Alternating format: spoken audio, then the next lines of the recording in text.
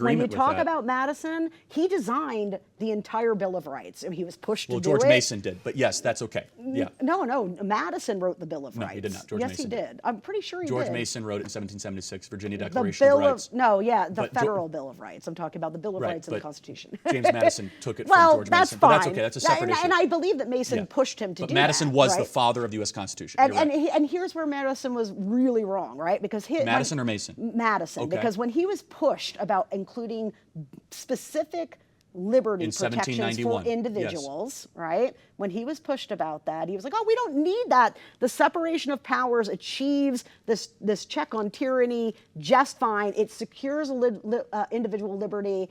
We don't. All this is just extra, right?" And he could not have been more wrong. When we go through the annals of American political development, it is the Bill of Rights getting applied to the states to protect you as an individual over time, over selective incorporation, which is like 200 and some odd years, that actually has produced for today, the America that you and I are sitting in is the most free America with the most robust speech that it's ever had. Even though we don't think about it like that, this is the truth, right? Well, I think there's some truth to that. I think as we close, we both want good education. I think we could agree on it more than not.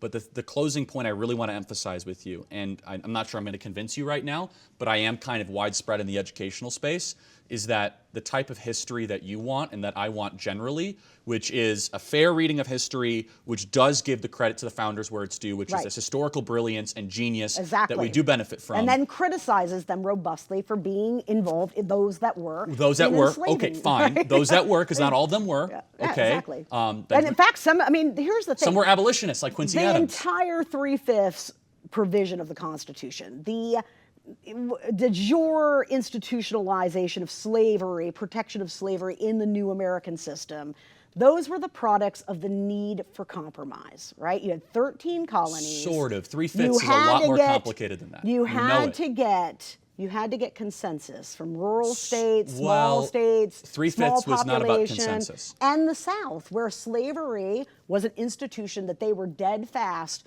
if they were going to form a country. Do you want to go into the 3/5 direction? Because they put it to actually make Southern states weaker. Because Southern states wanted to count every slave as a census, so they had a disproportionate amount of votes, so they could eventually make slavery the law of the land. Right. 3/5 was actually a way to make slave states weaker and keep the Union together. Yeah, so it's compromise. It was a compromise, but it was actually an anti-slavery compromise.